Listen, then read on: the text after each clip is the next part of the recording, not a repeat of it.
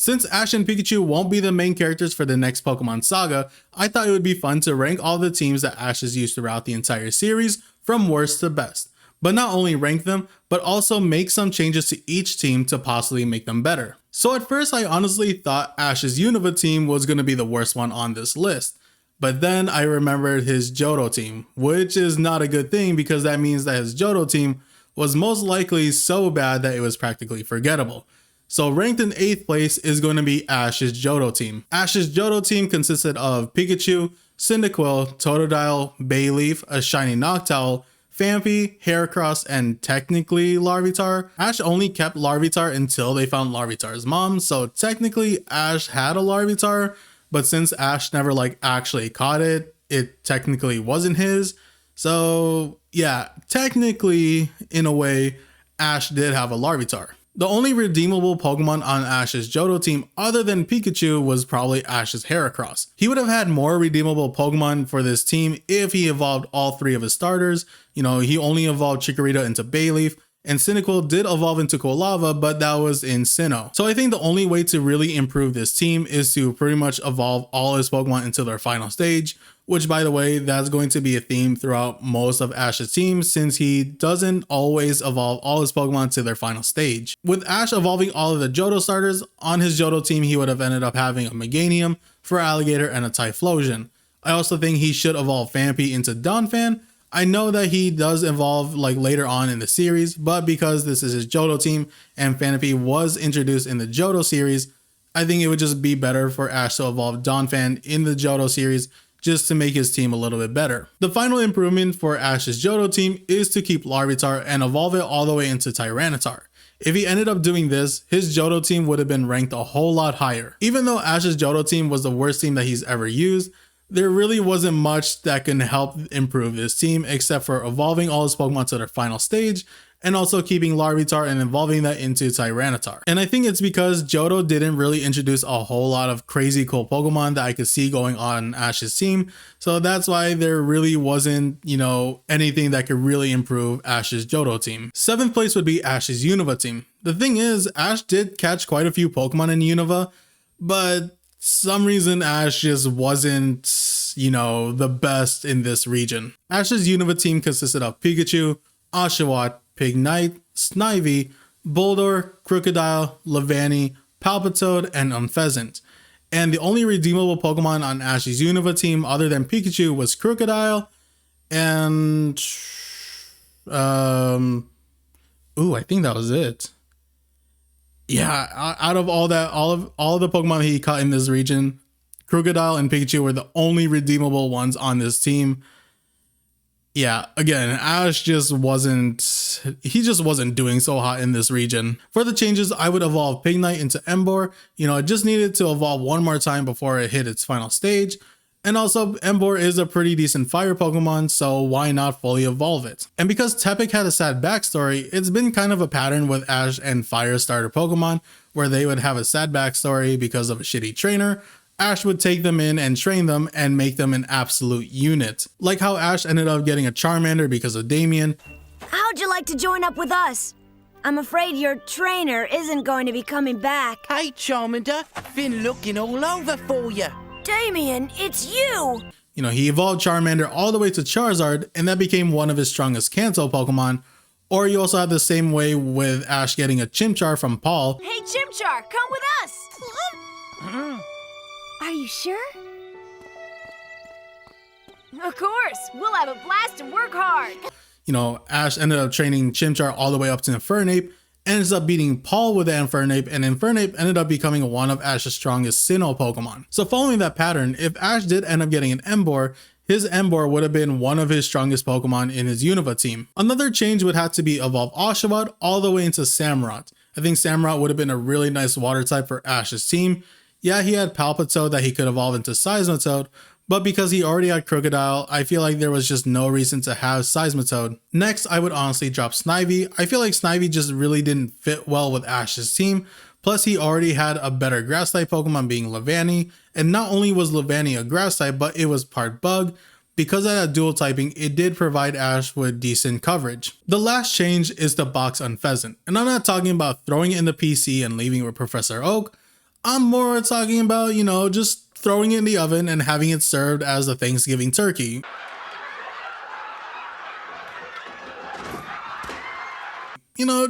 Just something like that. So with that out of the way, I would switch Unpheasant with something like Braviary. I feel like Braviary is just way better than Unpheasant, so yeah, Braviary over Unpheasant. For honorable mention, I would evolve Boldore into Gigalith, since Gigalith has high physical attack and physical defense, but all in all, without the changes, Ash's Unova Team is ranked 7th place. 6th place is going to be Ash's Kanto Team. And as soon as I said that, I can already hear the Gen 1ers coming at me with their torches and pitchforks.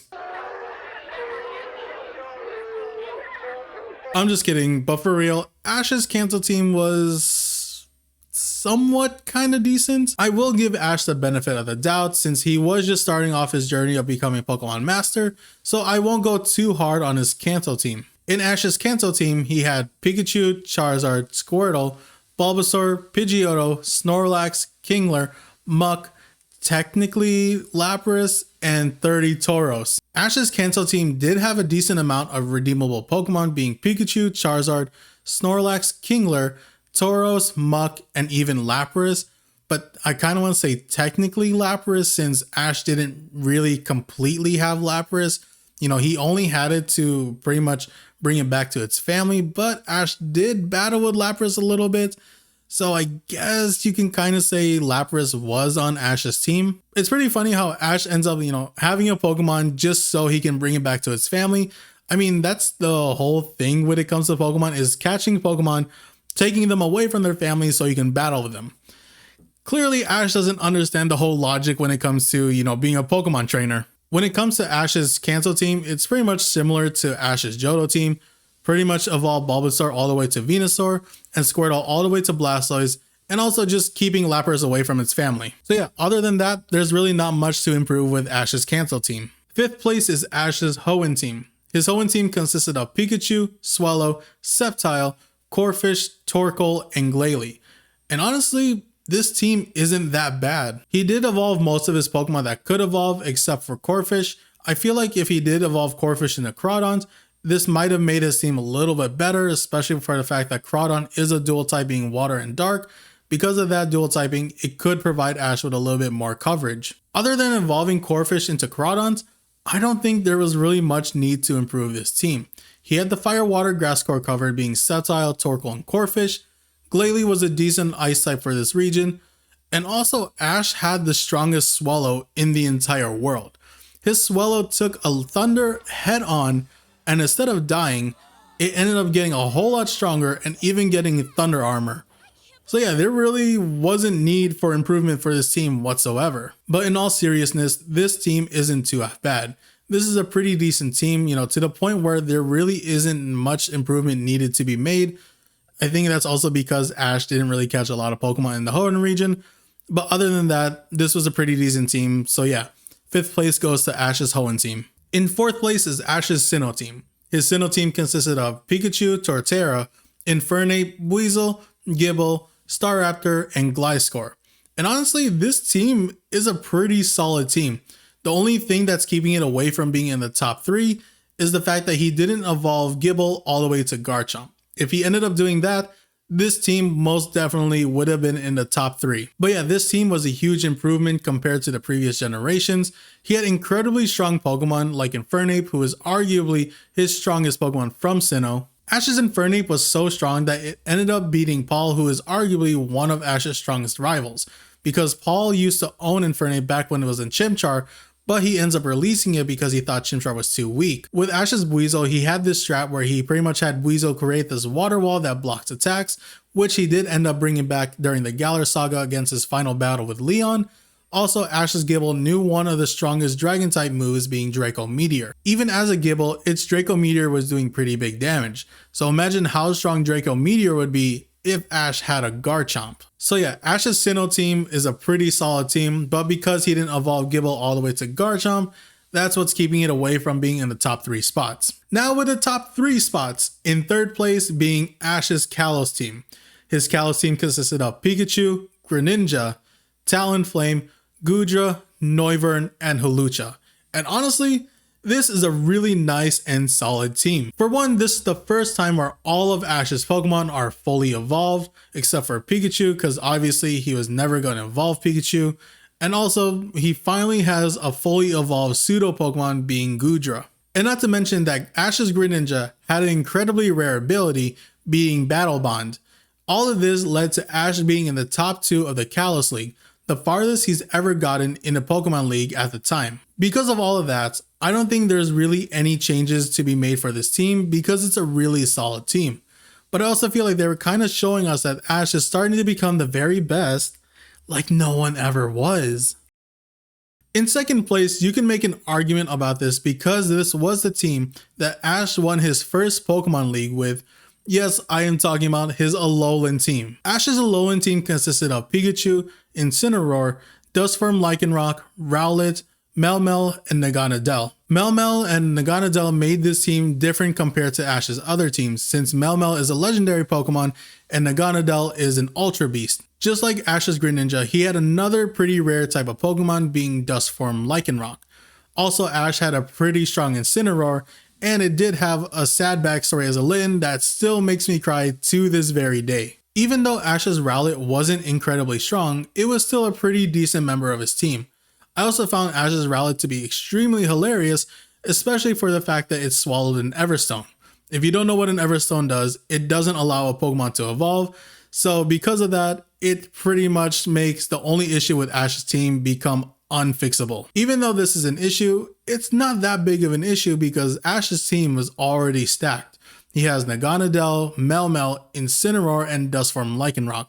So yeah, it's not a big issue if Rowlet can't evolve. Because Ash's Alolan team was so stacked, and because this was a team that he used to win his first championship, but not only that, become the first champion of Alola, that is why I rank this team to be in second place. So in first place, with the best team that Ash has used throughout the entire series so far, it's his Galerian team. This is the team that Ash uses to beat Leon, and that's a big deal because Leon's whole story is that he's never lost a Pokemon battle before. So Ash's team for this series was pretty different.